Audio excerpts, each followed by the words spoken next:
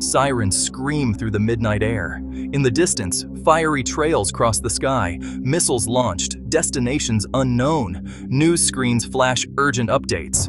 Tensions rise in the Middle East. US and Iran on the brink.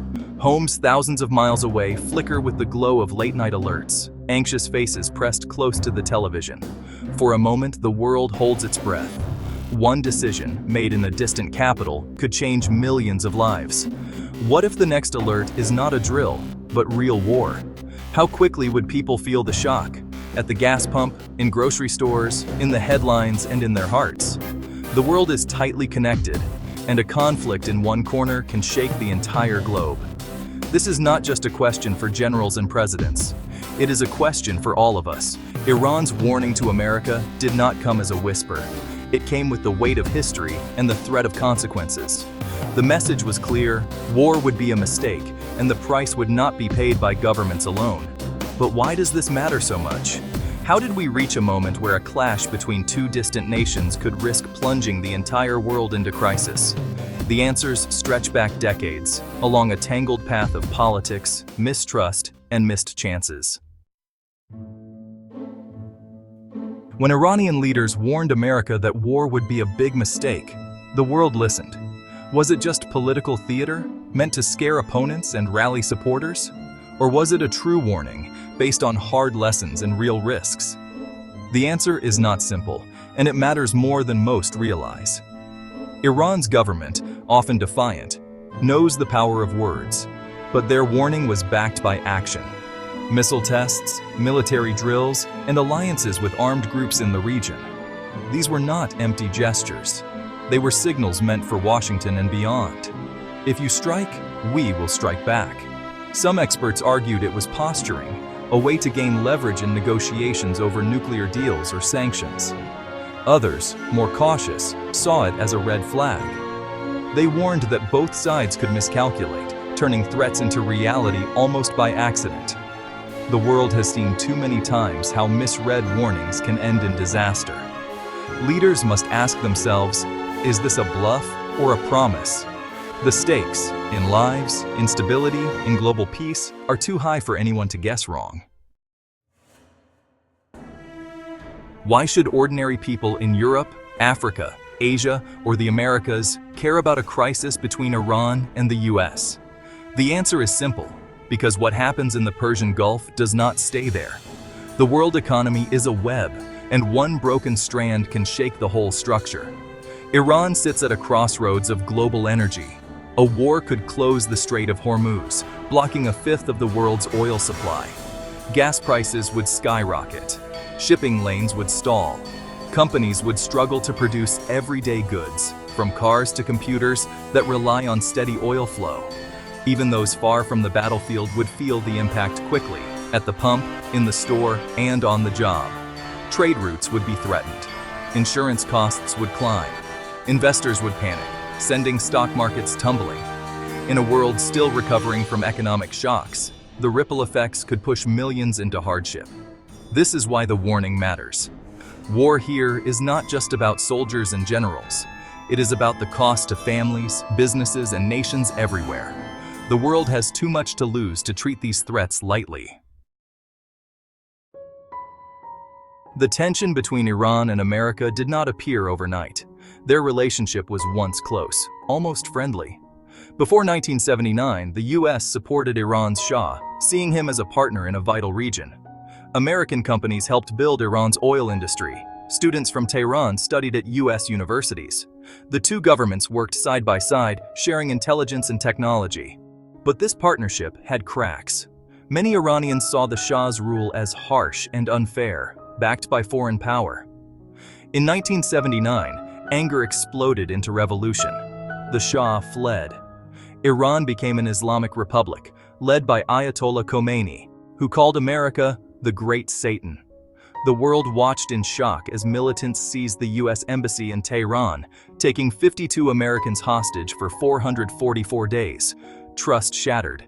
Diplomats became enemies.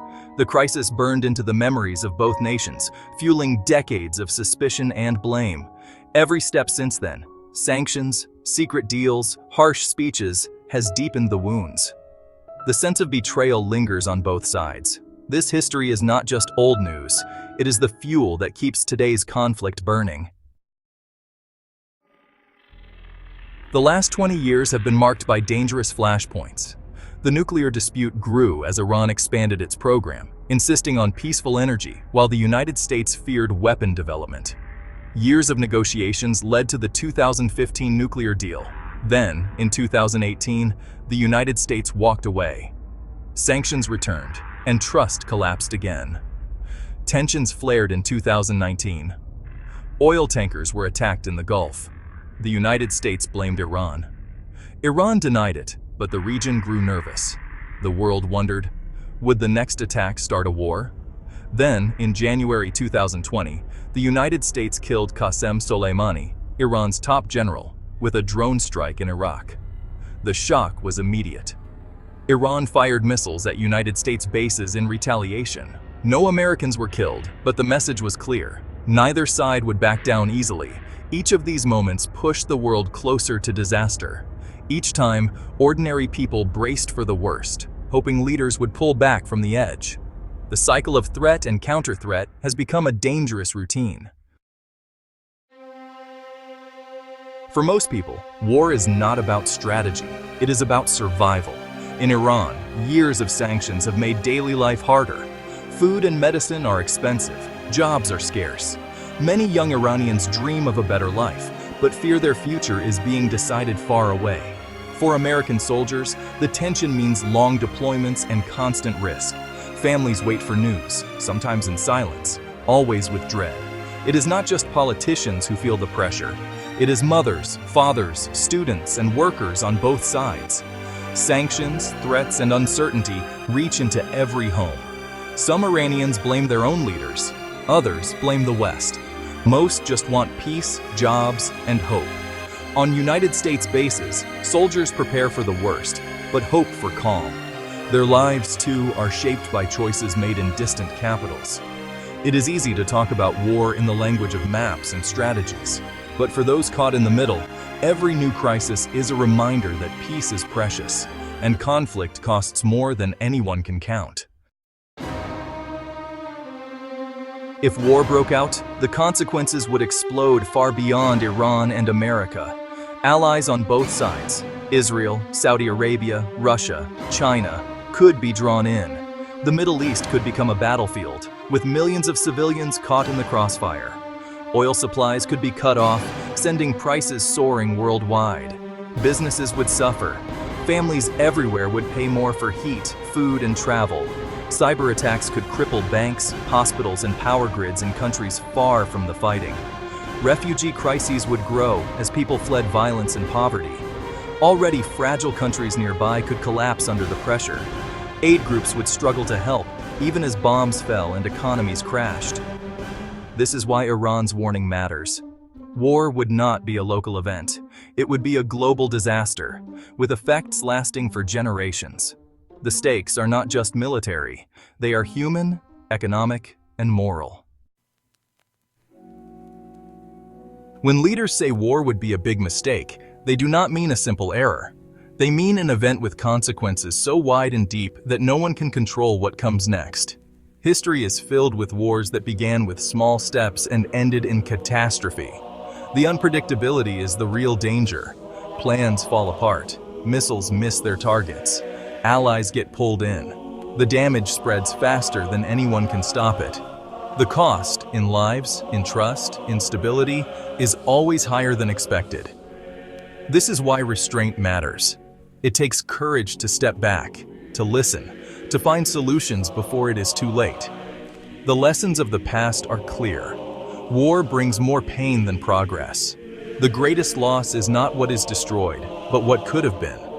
The future is not written. Each choice, by leaders, by citizens, by nations, shapes what comes next.